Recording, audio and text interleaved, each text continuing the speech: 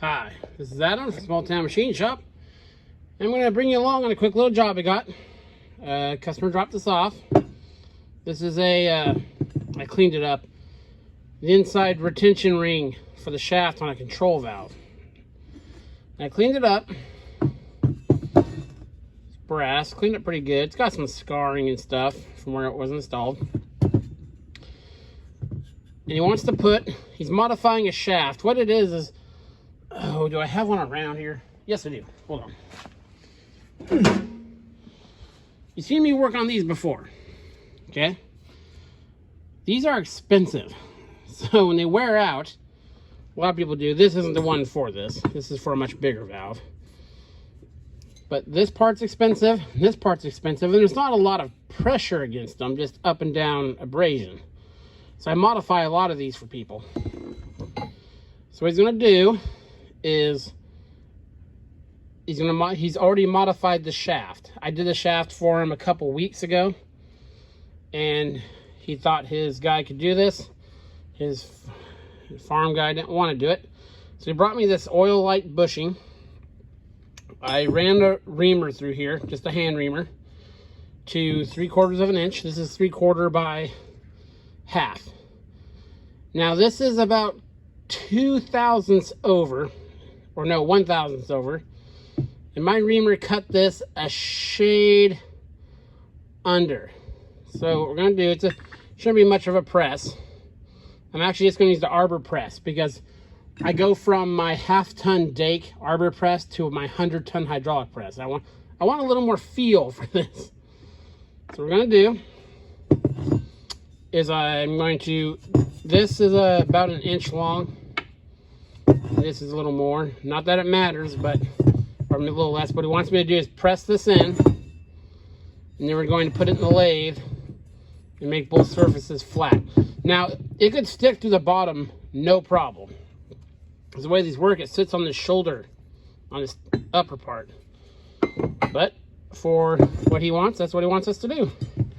So I will do as I am told. So I'll set you up and we'll go push this into the arbor. Now, one thing I don't know is on these oil light bushings, I have a bunch of stock of different sizes. I didn't have any stuff this small. I don't know how they perform in underwater applications.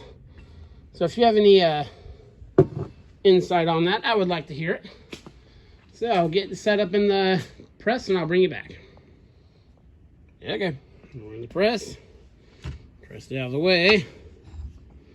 See if it has the oomph to do this. It just fits in there. I've been looking for a larger arbor press for some time. Oh yeah, it's pushing in nice. I'm gonna push it down to the seats. There we go.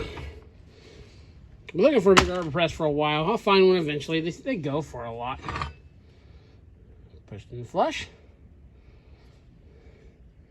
So now what I gotta do is trim that stuff off. So next time you see this, it'll be in the lathe. Okay, I got it set up in the lathe here. Let me turn my lamp on. There that is. I got pressed. I went back, and as you can see, I pushed it this way. Everywhere there's one of these lobes, it was making it a pain to dial it in. So I just pushed it through on the arbor press. So now we're proud on the backside. And I'll just shave that off. And then I'll check the size. If need be, we'll run our reamer through there. And we'll get this done. I'll probably fast motion this.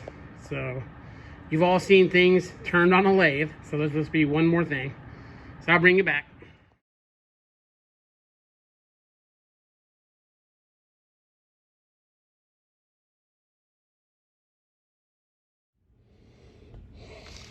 You're gonna run our reamer through there.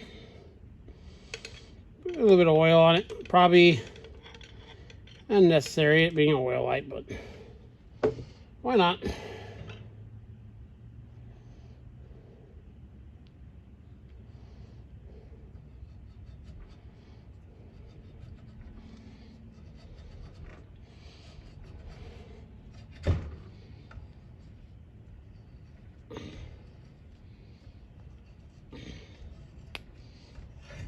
There we go.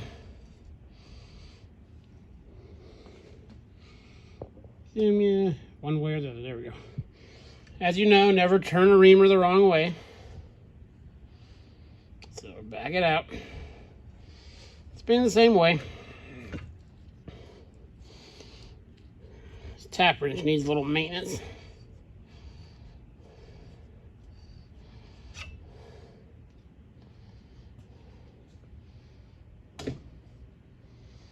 Okay.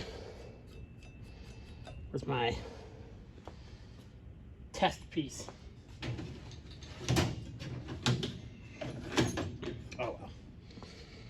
Yeah, there we go. Came out nice. Let me zoom you in there.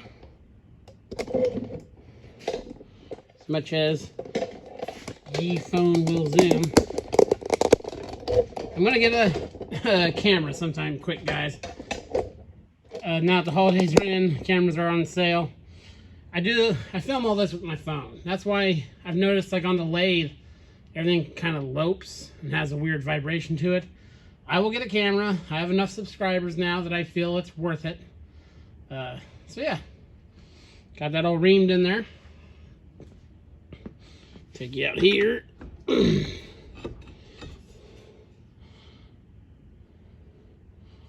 Very nice. Now I will tell you, with stuff like this, you got to be very careful how you chuck it into a lathe chuck. If you you have to be delicate, because if you get it outside the webs, because like in a 4-jaw, like I used, you can actually distort it, so it throws off your reading when you're trying to dial it in.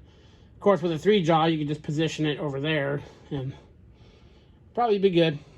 So yeah, this guy's done. Call the customer, get it back to him.